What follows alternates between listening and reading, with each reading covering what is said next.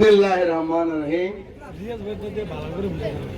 শহীদ president Zia রহমানের সুযোগ্য সন্তান, বাংলাদেশের মাটি ও মানুষের নেত্রী, দেশ নেত্রী বেগম খালেদা জিয়ার নয়নের মণি, আপনাদের আমাদের সকলেরই প্রিয় নেতা, গত 17 বছর সুদূর লন্ডন থেকে যিনি এই আন্দোলন সংগ্রামে নেতৃত্ব দিয়েছেন, জননেতা জনাব তারেক রহমানের নির্দেশে আজকের এই উঠান বৈঠক।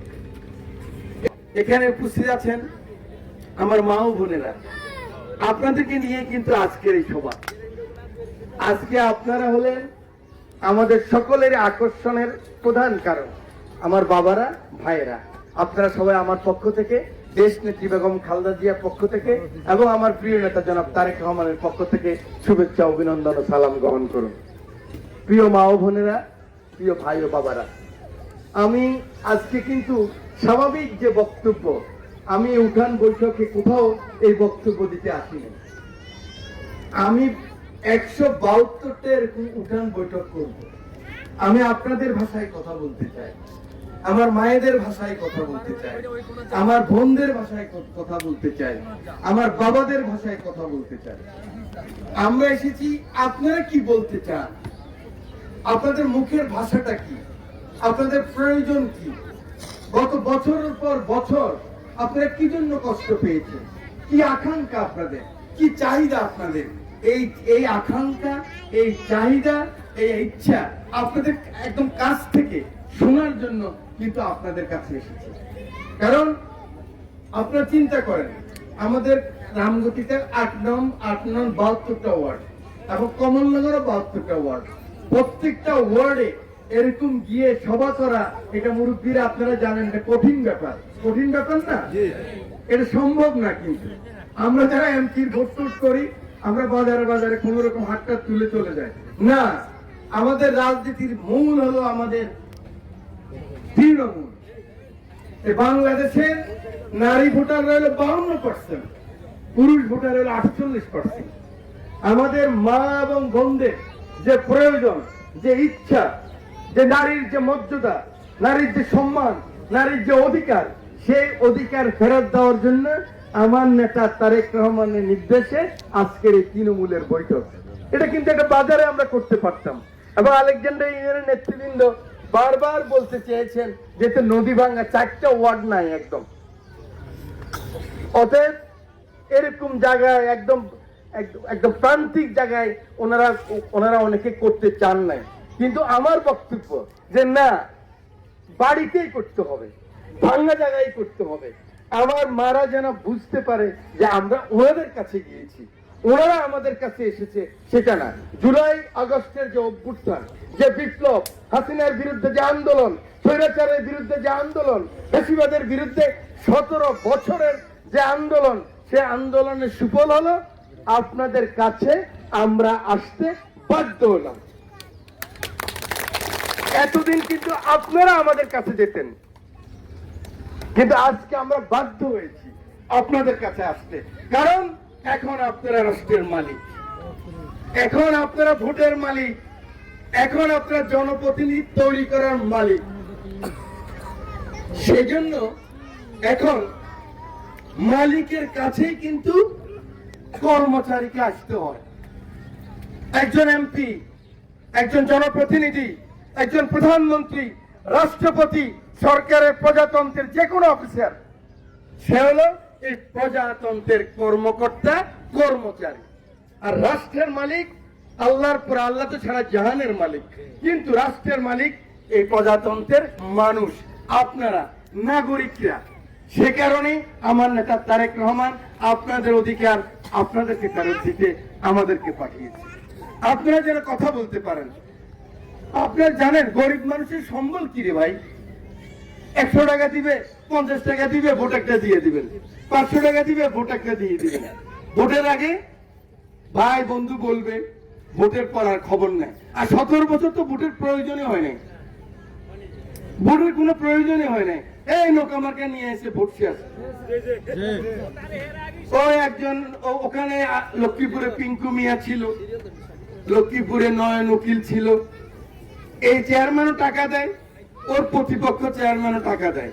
30 লাখ, 50 লাখ, 70 লাখ দিয়ে নমিনেশন আনে। তিনজনকে নমিনেশন দেয় কিভাবে?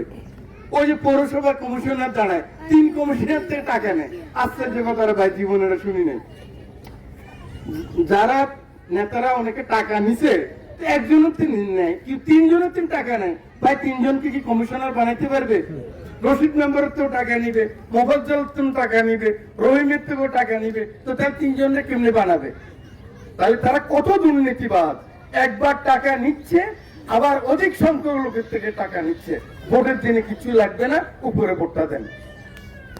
এই রাজনীতি থেকে ফেরত আনার জন্য, এই আপনারা যে গরিব মানুষ, আমরা ভোট নিয়ে গেলাম যেন ভয় থাকে, আবার ভোটের জন্য আসলে যেন বলেন ভোটের আগে তো এই কথা বলেছিলেন গতবার, সেই কথা তো আপনি রাখেন নাই। আপনি তো বলছেন ভিজিএফ কার্ড দিতে আর টাকা নেওয়া হবে না, আপনি তো বলছেন বিধবা ভাতার জন্য টাকা নেওয়া হবে না, আপনি তো ভোটের আগে বলছেন ভিসিটি কার্ডের টাকা নেওয়া হবে না, আপনি তো বলছেন জেলে ভাতার টাকা নিতে পারবে না যদি বিএনপি সরকারে আসে। তো এখন তো আপনার সরকারে আসছেন, আবার 5 বছর পরে ভোটের জন্য আসছেন, তো গতবার তো টাকা নিয়ে গেছে। মেম্বার সাহেবরাও নিছে, চেয়ারম্যান সাহেবরাও নিছে, এমপি সাহেবরাও নিছে, আপনাদের নেতা ফেতারাও নিছে। এই যে জবাবদিহিতা, এটাই আমার নেতা তারেক রহমানের। বলছে যে আপনাদের ভোট যখন আপনাদের হাতে আসবে, আপনাদের অধিকার যখন আপনাদের হাতে আসবে, তখন কিন্তু যত বড় নেতা হোক সে আপনার কাছে মাথা নত করতে হবে। সে কারণে আমরা এখানে এসেছি। আজকে দুটি জিনিস আমাকে প্রথমেই বলতে হবে। একটা হলো আমি কিভাবে আসলাম। আমি তো হাজি মিয়ার ছেলে, জীবনে ফুটবল খেলি নাই, গোল্লা ঠুস খেলি নাই, দিবসীর যাই নাই, যাত্রা গান শুনি নাই, নরম মানুষ। আমি এই রামমতির মতো জায়গাতে, যেখানে রফসুদি সাহেবের মতো লোক, তোয়া সাহেবের মতো লোক, জমি আলী সাহেবের মতো লোক, আসম আরব সাহেবের মতো লোক, ওদের মেজর মন্নান সাহেবের মতো লোক, এদের সাথে আমি ভোট করতে কিভাবে আসলাম? অনেক কারণের মধ্যে একটা কারণ ছিল আনোয়ার সাহেব, অধ্যাপক আনোয়ার হোসেন। উনি আমাকে বলেছেন, আমি যখন ওনাকে বলেছি চাচা আনোয়ার ভাই আমি ভোট করতে চাই, আপনারা কি বলেন? বলে যে আমি জানি আপনি ভোট করলে ভালো নেতা হবেন, কিন্তু আপনি কি ঘুষ নিতে পারবেন? এখানে যে কঠিন কঠিন মানুষ, তখন রামগতিতে চরগদাতে প্রতি বছর 100 লোক মারা যেত, 50 জন লোক খুনাখুনি হইতো, বাজারের মধ্যে ওই ডাল লইয়া চুলতি নিয়া পায়ের মধ্যে ঘুঙ্গুর বাঁধাইয়া লাঠিয়ালরা উঠতো, ঠিক না? সেই সময় আনোয়ার সাহেব বললেন আপনি হাজি মিয়ার একমাত্র ছেলে, আপনি কি পারবেন? আমি শুনেন, মানুষ তো একবারই জন্মগ্রহণ করে, 2 বার তো কেউ জন্মগ্রহণ করে না। করেনি বোন? ও বোনরা, 2 বার কেউ জন্মগ্রহণ করে? অতএব আনোয়ার ভাই আপনারা যদি থাকেন আমি পারবো। কিন্তু সেদিন আনোয়ার অনেকগুলি কারণ ছিল, আনোয়ার ভাই ছিল একটা কারণ। উনি প্রথম ওনার শালা গোলাম মোহাম্মদ জাহাঙ্গীরকে নিয়ে, আপনার বাবাকে নিয়ে উনি কিন্তু বিএনপিতে জয়েন করছে। আমি আনোয়ার ভাই আত্মার মাগফিরাত কামনা করি। আনোয়ার ভাই আজকে নেই, ওনার ছেলে এখানে চেয়ারম্যান হচ্ছে। আমি অবাক, বিশ্বাস করেন, মানুষ আল্লাহ কি করতে পারে না। আমি সবচেয়ে চিন্তিত ছিলাম ও কি পারবে কখনো। দেখেন সে ভালো চেয়ারম্যান, বাংলাদেশে একমাত্র চেয়ারম্যান পালায় না আনোয়ার ভাই ছেলে। দেখেন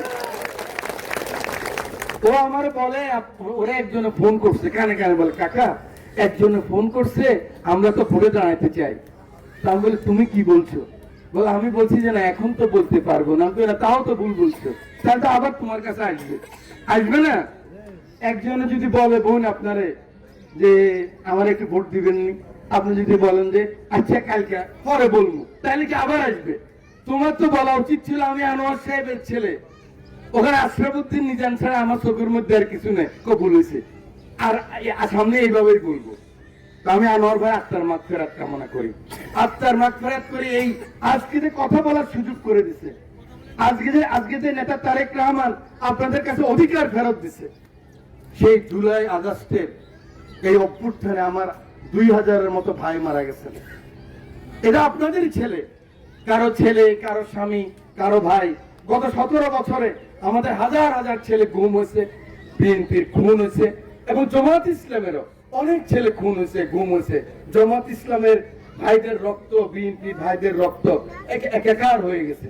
অনেকে বলেন আপনি জামাত ইসলামের প্রশংসা করেন কেন, জামাত তো আপনার সাথে ভোট করবে। আরে ভাই, স্বৈরাচারের পতন হচ্ছে, স্বৈরাচার তো নাই, আওয়ামী লীগ তো নাই, ওরা তো ভোট করতে পারবে না, সাহসও করবে না। আমরা কি কাউকে বলছি? আব্দুল্লাহ মামুন, ওইটা আমার বাইক না, তারা বলছি তুমি চলে যাও। আব্দুল ওয়াহিদকে বলছি তুমি চলে যাও। মামলাই তো হয় নাই। আওয়ামী লীগের বিরুদ্ধে কি কোনো মামলা হয়েছে? তো এরা পলাইলো কেন? নৈতিক পরাজয়। 17 বছর অপরাধ করছে। আমি এমপি হইয়া লাইসেন্স সারেন্ডার করছি, আমার বাইকনারা এমপি হইয়া লাইসেন্স বানাইছে। আমি এমপি হওয়ার আগে আমার 4টা অস্ত্র ছিল, আমি 2001 সালে থানায় জমা দিছি। 2,500 বুলেট সহ আজকের দিনও তুলি নেই। 26 বছর হয়ে গেছে। ওরা অস্ত্র লাইসেন্স নিছে। পার্থক্য এখানে, 17 বছর আমরা তো আন্দোলনে ছিলাম, আমাদের পুলিশ দৌড়াইছে, পুলিশ ধরে নিছে, আমাকে তো জেলে নিছে, মাসের পর মাস জেলে ছিলাম। আমরা তো মাথা নত করি নাই, আমরা তো রাজার মতো ঢুকছি, রাজার মতো জেলখানা থেকে বাইরেছি, ডিটেনশনে নিছে। ডিবিতে আমার মতো লোকের জানেন, ডিবিতে ছিল 9 দিন ডিটেনশনে, মতিঝিল থানায় 8 দিন ডিটেনশনে। তাহলে 8 আর 9 17 দিন। 17 দিন যদি এরকম মাটির মধ্যে শুতে হয়, 17 দিন যদি ফ্যান ছাড়া এসি ছাড়া থাকতে হয়, 17 দিন যদি অর্ধেক ভাত খাইয়া অর্ধেক উপাস থাকতে হয়, আমার মতো লোক কি বাঁচতে পারি? কিন্তু আমরা চ্যালেঞ্জ গ্রহণ করছি।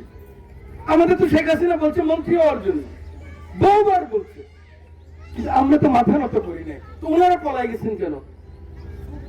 একটা মামলা নাই, মোকদ্দমা নাই, পলাই যান কেন? ওরাই জানে ওরা অন্যায় করছেন। সেই কারণে আমি বলতে চাই, আজকে আপনাদের সুযোগ হয়েছে। এখন আমরা চ্যারিটি ম্যাচ খেলবো। আমরা যারা আন্দোলন করছি, সংগ্রাম করছি, জামাতের ভাইরা সংগ্রাম করছে না ঢাকায়, মেজর পার্টি জামাত, মেজর পার্টি বিএনপি সংগ্রাম করছি। আমরা চ্যারিটি ম্যাচ খেলবো। আমার সাথে যিনি ভোট করবেন, তিনি যদি ভোটে জয়লাভ করেন, আমি ফুলের মালা পরাই দেব। সে বক্তিয়াদি বলবে যে নিজাম সাহেব, আমার উন্নয়নে আল্লাহ আমাকে এমপি বানাইছে, আপনি আমার সাথে থাকেন আপনার লোকজনকে নিয়ে। আমরা জয়লাভ করলে আমরা বলবো ওদের মালায় ফুলের মালা পলাই দিব, ওদের গলায় বলবো ভাই তোমরা সাথে থাকো।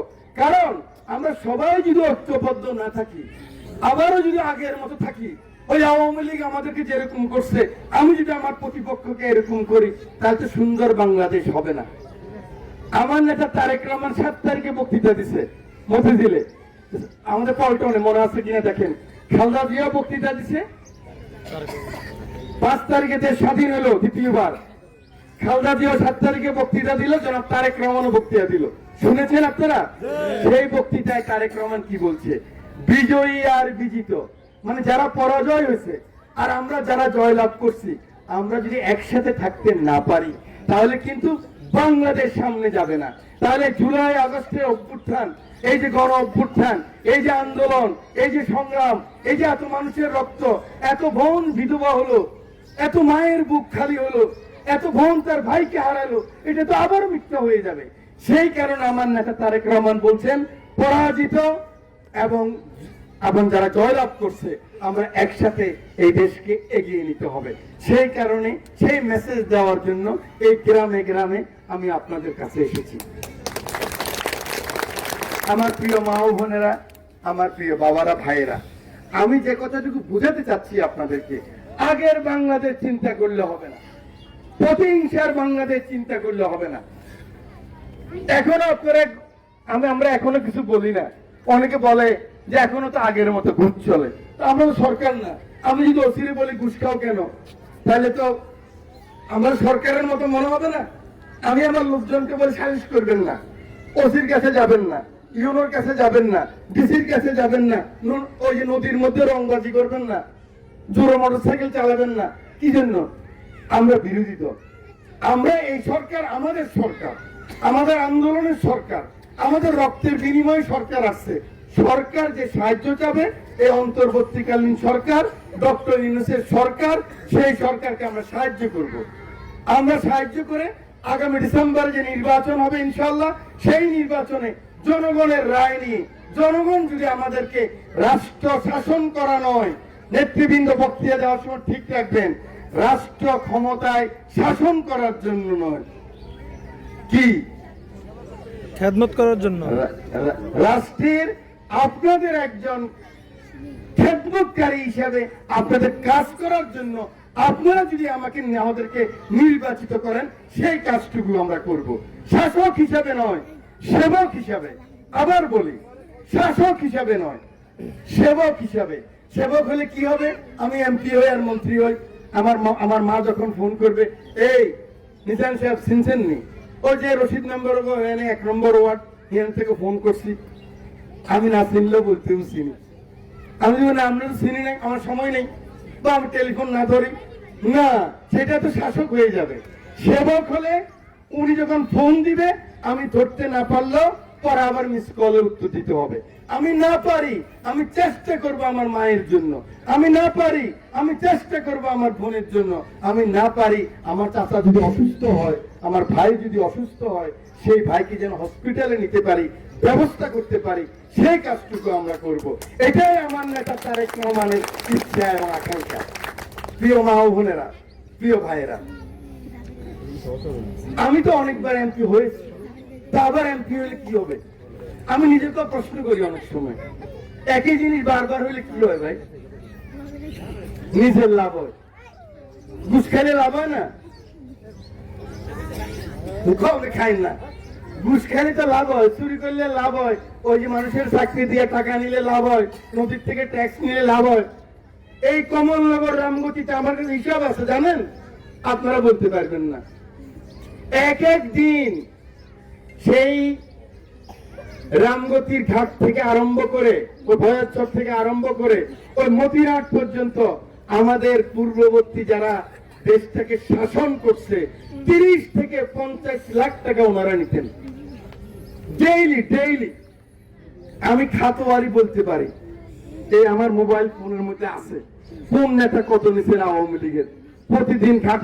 এমন কি তারা, আপনারা শুনলে অবাক হয়ে যাবেন, আমাদের এই যে জেনারেশন আমাদের ছেলে মেয়েদেরকে নষ্ট করে, সেই বাজে জিনিস ইয়াবা, এটা পর্যন্ত এখানে উঠছে, ওনারা টাকা নিছে মাসে মাসে। ওদেরকে ক্ষমা করা যায় না। আপনি আপনি আপনি জোর করে ভোট নিছেন, আমরা ক্ষমা করে দিলাম, কিন্তু আমার ছেলে মেয়েকে নষ্ট করে দিলেন। আমার কৃষক পিতা, আমার নদী ভাঙ্গা মা কি চিন্তা করে? আমার একটা ফলা মেট্রিক পাস করছে, আইএ পাস করছে, ওই ফলাটা যদি কোন রকম, ওই ছেলেটা যদি কোন রকম একটা এমএলএস এর চাকরি পায়, পিওনের চাকরি পায়, পুলিশের চাকরি পায়, সিপাহীর, একটা বিডিআর ছোট্ট সৈনিকের চাকরি পায়, একটা হসপিটালের নার্সের চাকরি পায়, ওই পরিবার কিন্তু দাঁড়িয়ে যায়। আপনারা নদী ভাঙ্গা মানুষ, আপনারা চিন্তা করেন তো, এখানে অনেক মা বোন আছেন যাদের স্বামীদের একদিন অনেক কিছু ছিল, অনেক বড় বড় মানুষ আছেন, 20 কানি জমিন ছিল, 10টা 5টা হালের গরু ছিল, আজকে সে মানুষ গরিব হয়ে গেছেন। যাদের ছেলে মেয়েরা একটু লেখাপড়া করছিল, একটা চাকরি পাইছিল, উনি হয়তো 3 গুণ্ঠা জমিন কিনা উনি একটা ঘর করতে পারছেন, বাকিরা তো সমস্ত সভ্যতা নষ্ট হয়ে গেছে, স্বপ্ন নষ্ট হয়ে গেছে। যে মানুষদের বিরাট টিনের বাড়ি ছিল, যে মানুষদের 8-10টা গরু ছিল, সে মানুষগুলি গরিব হয়ে গেছে। সেই জন্য আমাদের এই যে জেনারেশনকে পর্যন্ত ওরা নষ্ট করে দিচ্ছেন। এই যে স্কুলে ছেলে পড়ায় সব জিপিএ 5, কোনো লেখা নাই পড়া নাই, জিপিএ 5। কিসের জিপিএ 5? ছেলে মেট্রিক পাস করে আসছে, সে কোনো চাকরি পাচ্ছে না, সে শুধু লেখাপড়া জানে না, আই পাস করলে চাকরি জানে না, বিএ পাস করলে চাকরি পায় না, পাইবে কিভাবে ভাই? এখনো দেখেন, এই যে আনোয়ার সাহেবের এই বাড়ি থেকে তার মেয়েরা পড়ছে না, আনোয়ার সাহেবের যে 5টা 6টা মেয়ে এই গ্রামের বাড়ি থেকেই তো পড়ছে, সবগুলি আমি পাস করছে না। তাহলে কথার সাথে এখন বলে কি, ওই যে ইয়েতে ভর্তি করবে ঢাকা মাইলস্টোন স্কুল, ওই স্কুলে সবটি ঘুষ খায়, তো সবটি ঘুষ খাইয়ে ঢাকা বাসা নেই একটা, চিটাঙ্গে বাসা নেই একটা, নোয়াখালী, এখানে বাড়ি লক্ষ্মীপুর বাসা। কি জন্য রে ভাই? তোমার বাড়ি আলেকজান্ডার, কমলনগর, 34 কমলনগর যাইতে 1 ঘন্টা লাগে, আধা ঘন্টা লাগে, তাহলে কমলনগর বাসা নিতেছে কেন? পয়সা পায় কোথায় ভাই? এরা সবাই দুর্নীতি করে, এরা সবাই মানুষের সম্পদ খায়, এরা মাটিকে ভালোবাসে না, এরা দেশকে ভালোবাসে না, দেশের মানুষকে ভালোবাসে না। এই কারণে আজকে দেশের এই অবস্থা। এখান থেকে পরিবর্তন হতে হবে, এখান থেকে আমরা ফিরে আসতে হবে, এই সংস্কৃতি থেকে ফিরে আসতে হবে। আমি ব্যক্তিগতভাবে লাভবান হব, আপনারা 5 জন লাভবান হবেন, কিন্তু আমাদের ভবিষ্যৎ প্রজন্ম, আমাদের ছেলে মেয়েরা যদি ভালো না থাকে, আপনারা বুকে হাত দিয়ে বলেন তো মুরব্বীরা, আপনারা যারা বয়স হয়েছে 40 বছর 50 বছর, আপনারা কি এখন ভালো একটা শার্ট গায়ে দিতে পারেন? আপনার টাকা থাকলেও পারেন না। কেন পারেন না? আপনার ছেলের জন্য কিনেন, আপনার মেয়ের জন্য কিনেন। মা বোনেরা আপনারা বলেন, একটা মুরগি জবাই করলে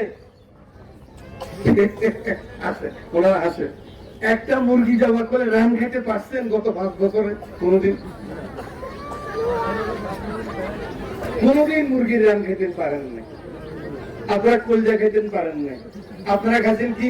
মুরগির পা, পাখনা, গলার হাড্ডি, ঠিক না?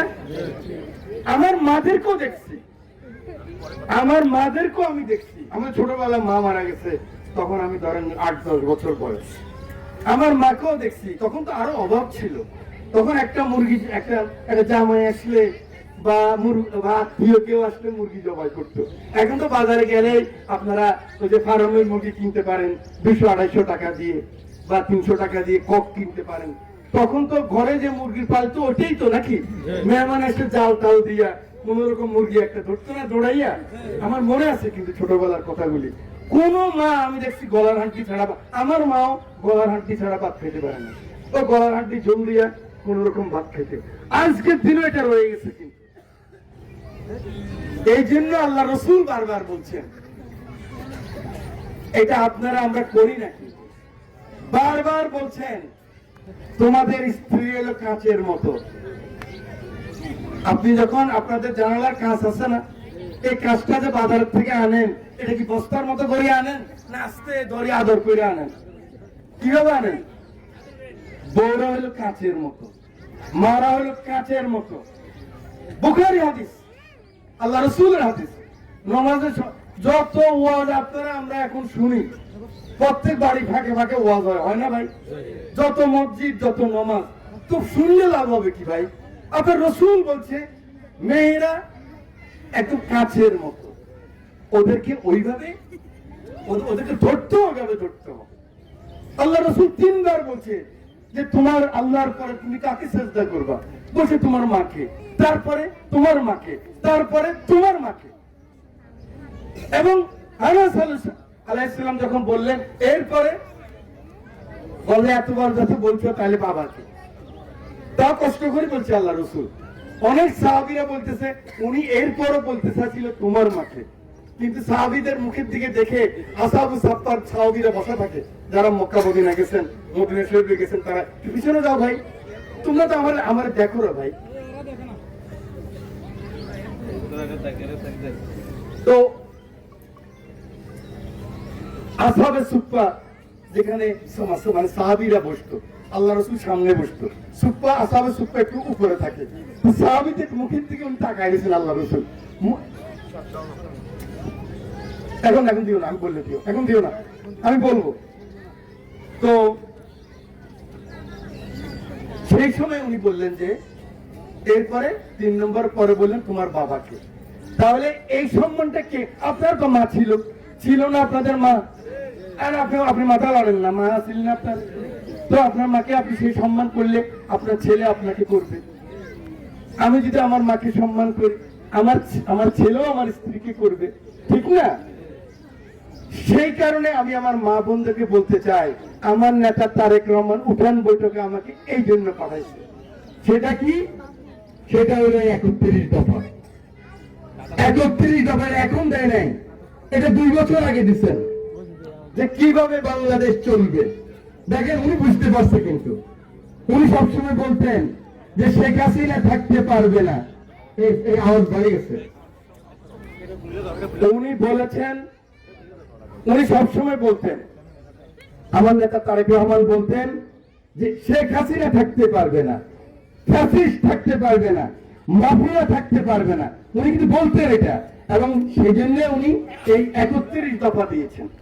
সেই 31 দফার মধ্যে অনেকগুলি কথা আছে, যেন রাষ্ট্র যেন ওরকম না চলে, সেই জন্য বলছেন 2 বারের বেশি কেউ বেশি প্রধানমন্ত্রী থাকতে পারবেন না। এখন তো আল্লাহ চাই তো আমাদের তারেক রহমান প্রধানমন্ত্রী হওয়ার সুযোগ হচ্ছে, কিন্তু উনি এখনো বলতেছে 2 বারের বেশি কেউ প্রধানমন্ত্রী থাকতে পারবে। বাড়াও কেন ভাই? উনি বলতেছেন 1, 2 বলতেছেন প্রধানমন্ত্রী এত ক্ষমতা থাকা দরকার নাই।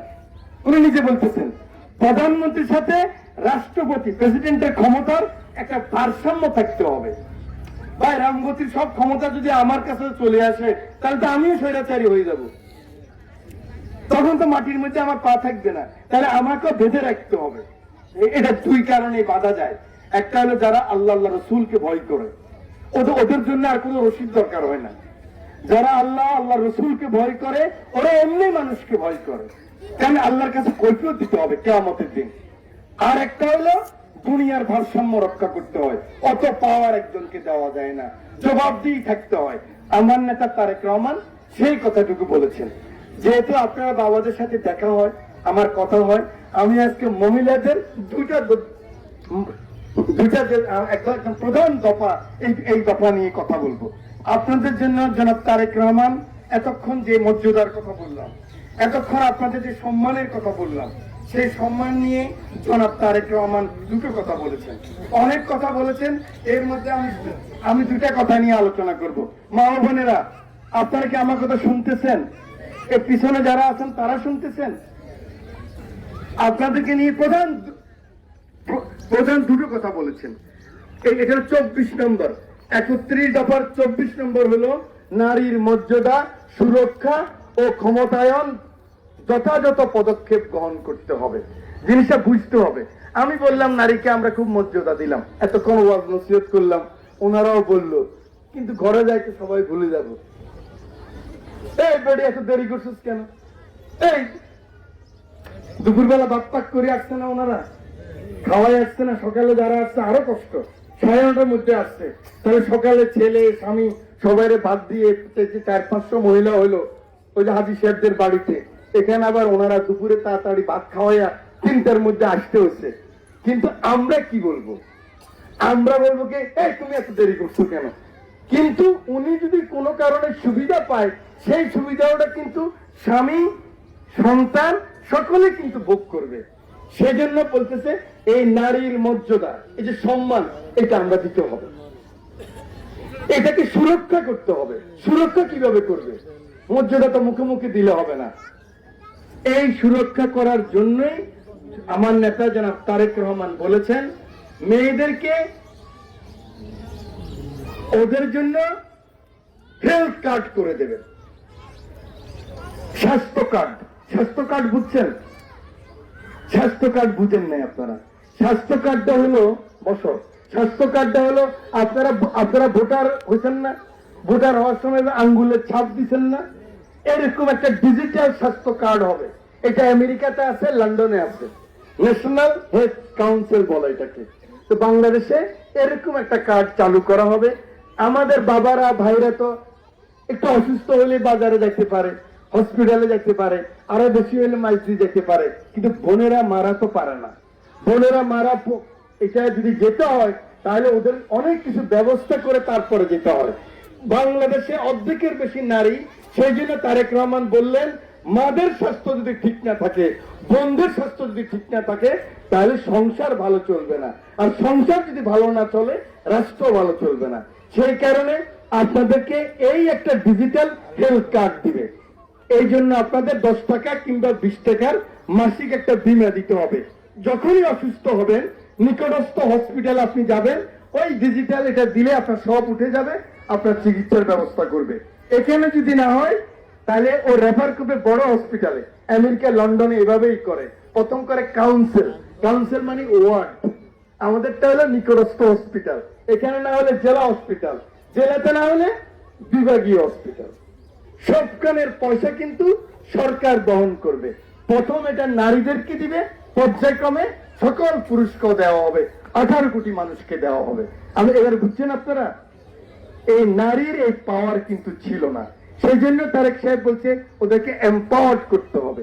আর একটা হলো মেয়েদের জন্য আরেকটা কার্ড চালু করবে, সেটা হলো যে আপনাদের নামে, ঘরের ভাইদের নামে না, বাবাদের নামে না, মেয়েদের নামে আরেকটা কার্ড চালু করবে। 15 দিনের চাল, ডাল, নুন, তেল, রসুন, পেঁয়াজ, আলু, নিত্য প্রয়োজনীয় যা লাগে ওই কার্ডটা নিয়ে আপনি নিকটস্থ দোকানে যাবেন, গেলে আপনাকে 15 দিন খাওয়া দিয়ে দিবে 5 জনের। এক পরিবারের 5 জনের 15 দিনের খাওয়া দেবে। যদি দেয় সেই ক্ষেত্রে আমার বাবারা যে কাজ করবে কিছুটা হলে সঞ্চয় করতে পারবে, মেয়ের বিয়ে, স্কুলের খরচ, ঈদের সময়। এই একটা সুবিধা, 15 দিনের খাওয়াটা যদি পান তাহলে 2টা পাওয়ার আপনার কাছে আসলো। একটা হলো 15 দিনের খাওয়ার কার্ড, আপনাকে ক্ষমতায়ন করা হইলো, আপনাকে একটু হলে সম্মান করবে। দেখেন আপনার যে মাইয়াটা প্রাইমারি স্কুলে চাকরি করে, শ্বশুর শাশুড়ি এই মাইয়ার দাম দেয়, কিন্তু দেয়নি না? দেয় না? দেয় না? দেয়। কেন দেয়? ও মাসে মাসে একটা ইনকাম করে। এটাকে বলে সুরক্ষা। আপনার হেলথ কার্ড, যখন আপনার স্বাস্থ্য ভালো থাকবে, যখন আপনি দেখবেন যে আপনি গেলেই আপনার চিকিৎসাটা করতে পারেন। স্বাস্থ্য ভালো থাকলে সবই ভালো থাকে, স্বাস্থ্য ভালো থাকলে মন ভালো থাকে, মন ভালো থাকলে মানুষ কাজ করতে পারে, ভালো সন্তান হয়। এই কথাগুলির জন্য আমার নেতা তারেক রহমান প্রথমেই যেটা এখনই ঘোষণা করছেন যে আপনাদের স্বাস্থ্য কার্ড চালু করবেন এবং আপনাদের জন্য 15 দিনের রেশনিং চালু করবেন। আমি বিশ্বাস করি আমার মা বোনেরা আপনারা এতে অনেকটা ক্ষমতায়ন হবে। আর যে কথাটুকু আমি বলতে চাই, আপনাদের এখানে সমস্যার তো শেষ নাই, কারণ এই যে ওয়ার্ডে তো নাই। আমার মনে আছে 2002 সালে যখন বিএনপি সরকার ছিল, আনোয়ার ভাইয়ের প্রথম কথাই ছিল নদী বাঁধ। তখন তো নতুন সরকার, আমি নতুন মানুষ, অত অভিজ্ঞতাও নাই, কিন্তু তারপর আমি এলকে সিদ্দিকী তখনকার পানি সম্পদ মন্ত্রী। এখানে যারা বয়স্ক মানুষ আছেন আপনারা জানেন আমি এলকে সিদ্দিকীকে 2 বার কিন্তু নদীতে আনছি। আপনাদের এইদিকে জংলাবাদ করেছিলাম, 3টা জংলাবাদ মনে আছে আপনাদের? আপনারা যারা পুরান মানুষ আপনাদের মনে আছে। এরপরে যখন আবার 14 সালে 8 সালে এমপি হয়েছি, তখন কিন্তু আমরা এই প্রজেক্টগুলি বারবার সমীক্ষা করছি। একটা সরকারের আমলে সব তো শেষ করা যায় না, তো সেটার একটা সময় আসলো, এখানে সরকার এই টাকা বরাদ্দ দিল। কিন্তু এটা নিয়ে যা হয়েছে আপনারা তো দেখছেন। আমরা এখন ইনশাল্লাহ আবার গুরুত্ব দিচ্ছি। আমি প্রথম সব কন্ট্রাক্টর পালাই গেছে, কিন্তু আওয়ামী লীগের আমলে যত কন্ট্রাক্টর ছিল ওরা তো হাজার হাজার কোটি টাকা লুটপাট করছে, স্বাভাবিক কারণে পলাই গেছে এবং সব কাজ বন্ধ হয়ে গেছে। আওয়ামী লীগের কাজ 2-4টা চললো, সেটা এখন বিভিন্ন দলের লোকে কাজ করে। আমাদের দলের কিছু আছে না গুন্ডা ফান্ডা, ওরা আবার ওই কাজ কিনে নিতেছে এখনই, সরকার আসার আগেই কাজ নিয়ে ওরা কাজ করে। ওদেরকেও আমরা বিএনপির ভালো কর্মী মনে করি না, কারণ বিএনপির ভালো কর্মী হলে সে কোনোদিন তার নেতা তারেক রহমান এখন দেশে ফিরতে পারে নাই, তার নেত্রী বেগম খালেদা জিয়া জীবন মৃত্যুর মুখোমুখি, সে কিন্তু এই ধান্দা করতে পারত না। সেই কারণে আমার নেতা তারেক রহমান কি বলে, মানুষের, তোমার মাথা থাকবে মানুষের পায়ের দিকে। বিনয়, একটা মা কি চায় ওর সন্তানটাকে সবাই ভালো বলুক, নাকি মা আপনারা এটা চান না? আপনাদের সন্তানকে ভালো ছেলে বলুক, এটাই তো চান আপনারা। আপনার ছেলে বাজারে যে গুন্ডামি করে, এটা আপনারা চান? মারামারি করে আপনারা চান না? আমার নেতা তারেক রহমান সেই কথাই বলে যে মানুষের পায়ের দিকে তাকাবা, চোখের দিকে না।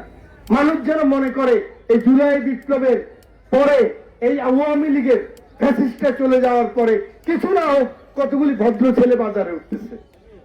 আমরা যদি এটাও না দিতে পারি, আমার মা যদি খুশি না হয়, না আমার ছেলেটা তো ভালো ছেলে, আমার ছেলেটা ছাত্র দল করে, আমার ছেলে যুব দল করে, সে ভালো ছেলে, মানুষ তাকে ভালো বলে। আরে কম খাবো, ডাল দিয়ে ভাত খাবো, ভর্তা দিয়ে ভাত খাবো, কিন্তু মানুষ ভালো বলবে, এরকমই প্রত্যেক বাপ মা কিন্তু সন্তান চায়। মাঝখানে দিয়ে আওয়ামী লীগের আমলে যে জিজ্ঞাসা মেয়ে বিয়ে দিব, যে আপনার ছেলে কি করে, বলে আমার ছেলে তো যুবলীগ করে। আপনার ছেলে কি করে? আমার ছেলে ছাত্রলীগ করে। মানে ছাত্রলীগ করলে পয়সা আলা, তাহলে মাইয়া বিয়ে দেওয়া যায়। যেমন একসময় করতে আমার ছেলে দুবাই থাকে, দুবাই থাকলে মাইয়া বিয়ে দিয়ে দাও। এখন দুবাইতে জামাই সাহেব যে গেল গা, 4 বছর জামাইয়ের খবর নাই, মাইয়ার তো বিসমিল্লাহ করে বিয়ে করাই দিছে। 25 বছর পরে উনি আসে, তখন ওই যে ওখানে মুরগি টুরগি খাইয়া এই আমাদের জন্য এত কষ্ট করে কাজ করে কিন্তু অসুস্থ হয়ে যায়। এই ছেলে কি করে? ছাত্রলীগ করে, মেয়ে বিয়ে দিচ্ছে। ছেলে কি করে? যুবলীগ করে, মাইয়া বিয়ে দিচ্ছে। কি জন্য দিচ্ছে? অবৈধ ইনকামে পোলা বড় মোটরসাইকেল চালায়, আলেকজান্ডার বাজারে বিল্ডিং করে ফেলছে, অমুকখানে এই করছে। বিএনপি কিন্তু এটা চায় না, আমার নেতা তারেক রহমান এটা চায় না। আমরা আমাদের নেতৃবৃন্দকে নিয়ম মতে, যারা ক্ষতিগ্রস্ত হয়েছে, যারা চাকরি পায় নাই, আপনার ছেলের বয়স 32 বছর আছে এখনো, আমরা চাকরির ব্যবস্থা করব। আপনার ছেলের বয়স 32 বছরের বেশি হয়ে গেছে, আমরা তাকে এসএমই লোন দিব, ক্ষুদ্র লোন দিব, 10 লাখ 20 লাখ সে ব্যবসা করবে। যারা 32 বছর নিচে, ওদের জন্য আমরা চাকরির ব্যবস্থা করব। এটাই হলো একটা সমাজ, সমতার ভিত্তিতে, নীতির ভিত্তিতে, ন্যায়ের ভিত্তিতে। আপনারা তো মুরব্বীরা বলছেন যে হারামে আরাম হয় না, বলছেন না? হারামে যদি আরাম হইতো তাহলে সালমান এফ রহমান দাঁড়িয়ে থাকছে কেন? ওই যে সালমান এফ রহমান নাম শুনছেন না? দরবেশ হাজার হাজার কোটি টাকা পরে যে লুকাইছে, মানুষের সিন্ধ করে দাঁড়িয়ে থাকছি বেলাচ্ছে। এর বাবু মন্ত্রী ছিল, এর দাদাও মন্ত্রী ছিল। এখন দেখেন হারামে কিন্তু আরাম হয় না। তা আমাদের 17 বছরে আমাদের নেতাদের মধ্যে, আপনাদের মধ্যেও দেখেন, আপনি দেখবেন